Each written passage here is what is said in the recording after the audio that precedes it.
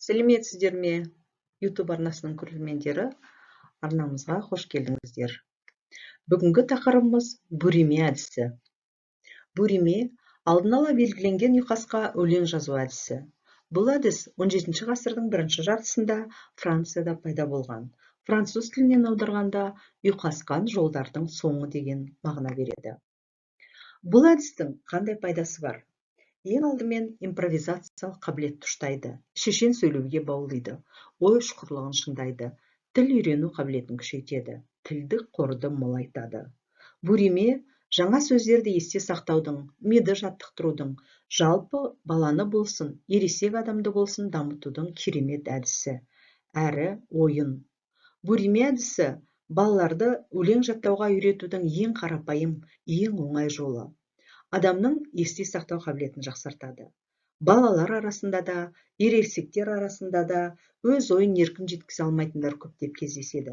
Бүриме әдісі адамның өз ойын, өз эмоциясын еркін, түсінікті жеткізу дағдысын жетілдіруге көмектеседі.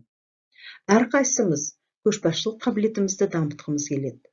Балалардың да көшбасшылық қабілетін дамыту маңызды. Көшбасшылық деген міндетті түрде басшы болу деген сөз емес. Адам өз өмірін басқара алса, осы өмірде өз арбасын өзі сүйреп жүретіндей жағдайда болса, отбасының көшбасшысы болса, қандай керемет. Бүриме әдісі адамның көшбасшылық қабілетін де дамытады. Қалай? Адам бұл әдісте бір нәрсе жасап шығарады. Ол арқылы өзіне деген сенім артады. Ұйқасқа сүйеніп ой жеткізеді.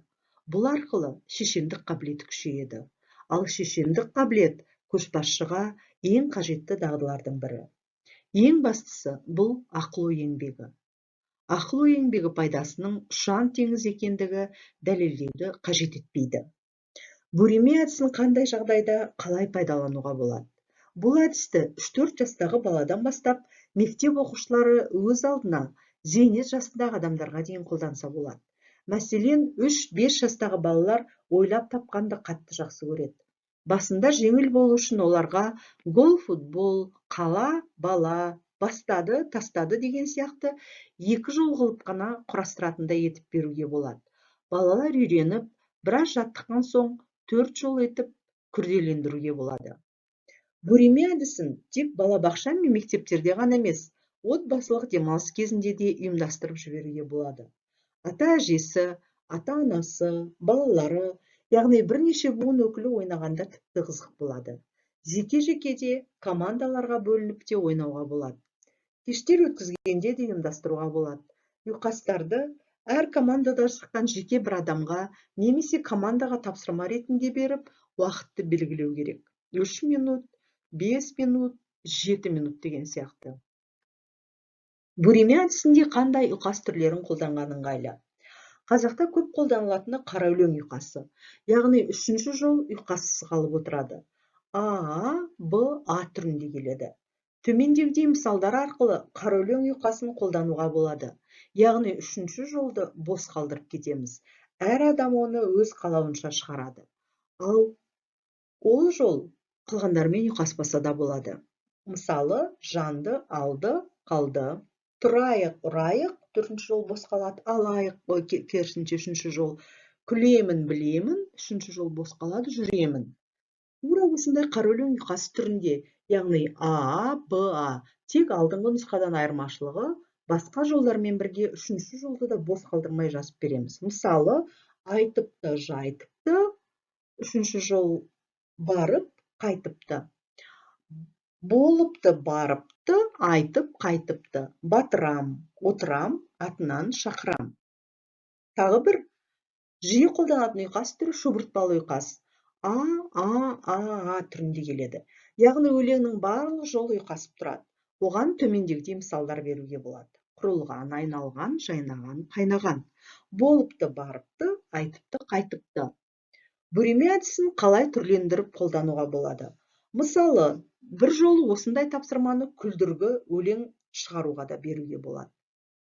Екінші, балалар бүриме әдісімен жұмыс істеп жаттыққан соң, тіпті белгілі бір тақырыпта беруге болады. Осы тақырыпқа шығарыңдар деп. Мәселен, табиғат туралы, 4 түлік мал туралы, хайуанаттар туралы, достарың туралы, өмір туралы, отан туралы, өзі тұратын ауыл қала туралы, көктем, жаз, күз, қыс туралы, космос туралы, жер туралы, кино туралы тағы басқа.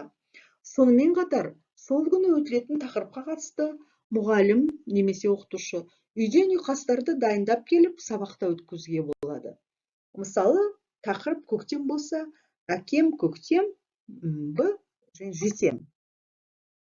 Үшінші, бірінші жолын бір адам жазып шығып, оны көрсетпей бүктеп қойып, келесі адам жалғастырып, осылай 4 жолды 4 адамға шығартып, ұжымдық өлең құрастыруға да болады.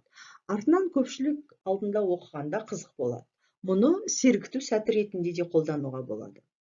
Төртінші, туған күні болатын адамның кешіне жиналғанда, немесе жиналардан бұрын дайын ұйқастарды беріп қойып, туған күн иесіне тек сол ұйқастарды қолданып, өлең тілек жазып келуді тапсырып, туған күнді атап өту кезінде оқыса да өте қызықты болады. Туған күннен басқа да толып жатқан қуаныштар мен даталы күндерде де қолдануға болады. Мәселен, 8 наурыз, наурыз мерекесі, отан қорғаушылар күні, педагог күні, түрлі мерейтойлар тағы басқа. 2 жолмен немесе 4 жолмен шектеліп қалу міндетті емес. 8 жол етіп те жасауға болады. Сонымен қатар 2 жолдың ұйқасын беріп, қалған 2 жолды өзі табатындай етіп жүргізуге де болады. Бөреме әдісі арқылы әркез достарыңызбен, үй-ішіңізбен көңіл көтеріп отырыңыз. Ақыл ойды жаттықтырыңыз. Бөреме тапқырлықты шыңдайды. Ал тапқырлық кез келген адамға өмірдегі қиындықтарды жеңуге, тығырықтан тез шығуға көмектеседі. Сондықтан бұл әр адам үшін маңызды. Күш сынасудың түрі көп. Тек білекпен емес, оймен, мидың, есте сақтау қабілетінің мықтылығымен де күш сынасуға болады. Бөреме соның бір түрі. Миды жаттықтырудың, есте сақтау қабілетін жақсартудың белсенді әдістерінің бірі. Адамның өзін-өзі дамытуына өте пайдалы. Сабақ үстінде топтық тапсырма етіп те, жұптық тапсырма етіп те, жеке тапсырма түрінде де беруге болады. Осы жерде айта кететін бір маңызды мәселе бар. Көпшілікте өлең шығару қазақ тілі мен әдебиеті сабағының еншісінде деген жаңсақ пікір қалыптасқан. Жоқ, өлеңді математика пәнінде де, химия пәнінде де, тарих пәнінде де, бір сөзбен айтқанда кез келген пәнді оқыту барысында шығаруға болады. Бұл процесс сол күнгі тақырыпты жете түсінуге көмектеседі. Сонымен қатар, ми қызметінің белсенді жұмыс істеуіне ықпал етеді. Психологиялық тұрғыдан алғанда, ғалымдардың зерттеуінше, адам баласы өз ойын, өзі шығарған өлеңді, тағы басқа мәліметтерді қағазға түсіргенде, мидың эмоцияға жауапты бөлігінің қызметі жақсарады. Атап айтқанда, жағымсыз эмоция, эмоциялық күйзеліс азаяды. Балабақша тәрбиеленушісі болсын, мектеп оқушысы болсын, ересек адам болсын, бірден жұп-жұмыр, мағыналы өлең шығара алмайтындығы белгілі. Ең бастысы, қандай жағдайда болмасын, оны басқалардың күлкі етуіне, мазақ қылуына жол бермеу. Керісінше, барын бағалап, келесі жолы бұдан да жақсы шығаратындығына сенім білдіру, ынталандыру. Қолданып жүрсеңіздер, немесе енді қолданатын болсаңыздар, бұл әдісті өз тәжірибелеріңізбен комментарий бөлігінде бөлісе отырыңыздар. Көпшілікке қызық болады шығар деп ойлаймын. Қазір сіздердің назарларыңызға Бөреме әдісінің қолданысына мысал ретінде өрлеу біліктілікті арттыру ұлттық орталығы акционерлік қоғамының филиалы Алматы облысы бойынша педагог қызметкерлердің біліктілігін арттыру институтында деңгейлі бағдарламаның 3-ші деңгейі бойынша өткізілген курс тыңдаушыларының тәжірибесінен видео материал ұсынамыз.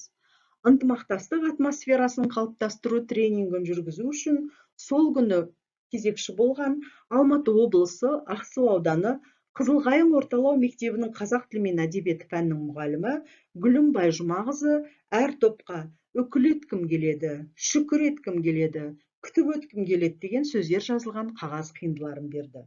Тапсырма, әр шағын топ осы ырғақта өлең шығарып, өлеңді әуенге салып үлкен топта айтуы керек.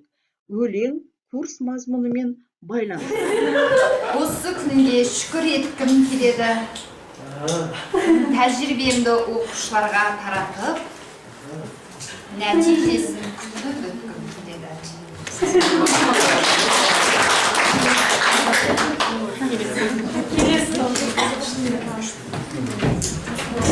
өрлеуден алған білімді өкіл еткім келеді, білмей келіп білгенді шүкір еткім келеді. Ұзақ күннің ішінде аз да болса маңызды нәтижені шәкірттен күтіп өткім келеді.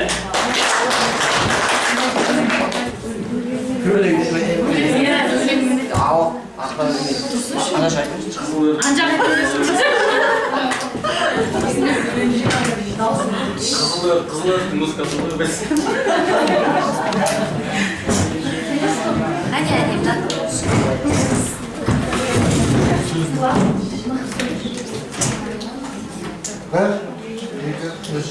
Алғанына білімді өкіл еткім келеді, өлуге келген кезіме шүкір еткім келеді. Жаңашылдықты мақсат қып алдымдағы еңбекте нәтижені шәкірттен күтіп өткім келеді.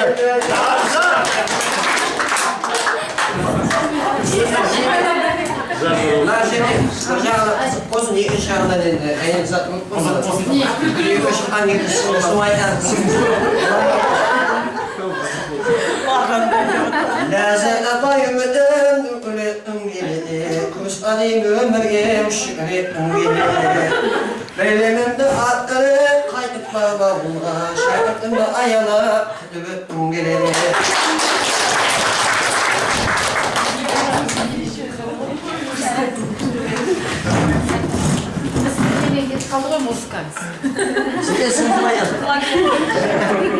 Бағдарламаны меңгеріп, өкіл еткім келеді, ішімдегі білімді шүкір еткім келеді.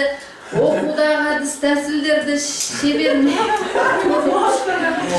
меңгеріп отырып, сындарды ойлайтын оқушыны күтіп өткім келеді.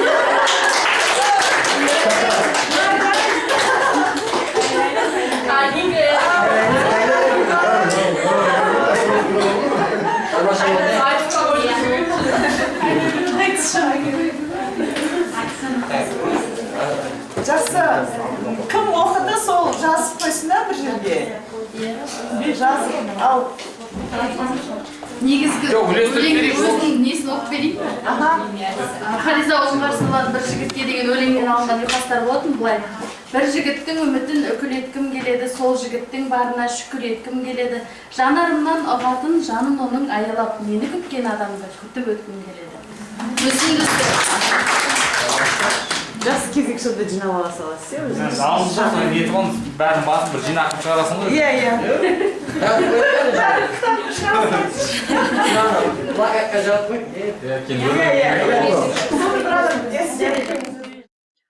Өздеріңіз видеоматериалдан көргендей, Гүлім жоспарлап келген әдіс ұтымды нәтиже көрсетті. Бірінші топтан Айгүл шығып, барлық алған дағдымды үкіл еткім келеді, осы күнге әрине шүкір еткім келеді, тәжірибені оқушыларға таратып, нәтижесін күтіп өткім келеді деп таныстырды. Екінші топтан Данияр, өрлеуден алған білімді үкіл еткім келеді, білмей келіп білгенді шүкір еткім келеді, ұзақ күннің ішінде аз да болса маңызды, нәтижені шәкірттен күтіп өткім келеді деп таныстырды. Бесінші топтан Қуаныш, Жансая, Айнұр, Лаура, Жазира бірге алып жатқан білімді үкіл еткім келеді, өрлеуге келген кезіме шүкір еткім келеді, жаңашылдықты мақсат қып алдымдағы еңбекте нәтижені шәкірттен күтіп өткім келеді деп таныстырды. Үшінші топтан Тұрсынбек шығып, Ләззат апай үмітін үкіл еткім келеді, курсқа дейінгі өмірге шүкір еткім келеді, білімімді арттырып, қайтып барып ауылға шәкіртімді аялап, күтіп өткім келеді деп таныстырды. Төртінші топтан Шынар шығып, бағдарламаны меңгеріп, үкіл еткім келеді, ішімдегі білімді шүкір еткім келеді, оқудағы әдіс тәсілдерді шебер меңгеріп отырып, сындарлы ойлайтын оқушыны күтіп өткім келеді деп таныстырды. Өздеріңіз видеоматериалдан байқағандай, өлеңдердегі дайын ұйқастарды алуға болады. Тек ол өлең туралы алдын ала айтпай, тек ұйқасты береміз. Қажет болған жағдайда өлең нұсқасын соңынан оқып беруге болады. Бірақ ол міндетті емес. Топ тапсырманы тез, ынтамен, ұйымшылдықпен, әрі шығармашылықпен орындап шықты. Топта жақсы көңіл күй орнап, мұғалімдер бір сергіп қалды. Бұл әрі сергіту сәті, әрі ынтымақтастық атмосферасын қалыптастыру тренингі, әрі Буриме әдісін меңгеру болды. Шағын топта өлең шығаруға 5 минут, таныстыруға 5 минут жоспарланған еді. Тыңдаушылар 2,5 минутта өлең шығаруды, 2,5 минутта таныстыруды аяқтап шықты. Мұғалімдер іс-әрекетті орындау үдерісін тез түсіне білді. Әр мұғалім үшін маңызды болып табылатын білім, дағды және бейімділік негіздерін көрсетті. Тренинг барысында бір-біріне қолдау білдіріп отырды. Материалды түсірген 3-ші деңгей тыңдаушысы Қапшағай қаласы Арна орта мектебі тарих пәнінің мұғалімі Айдос Шулахов. Бірінші бетпе-бет 2015 жылғы ақпан, бірінші лек, 3-ші топ. Тренер Ляззат Дүйсенбекова, староста Данияр Ахмолдаев. Құрметті көрермен, назарыңызға көп рахмет. Амандықта жүздесейік. Материал ұнаса лайк басып, пікір қалдырып отырыңыз. Каналға жазылуды да ұмытпаңыз.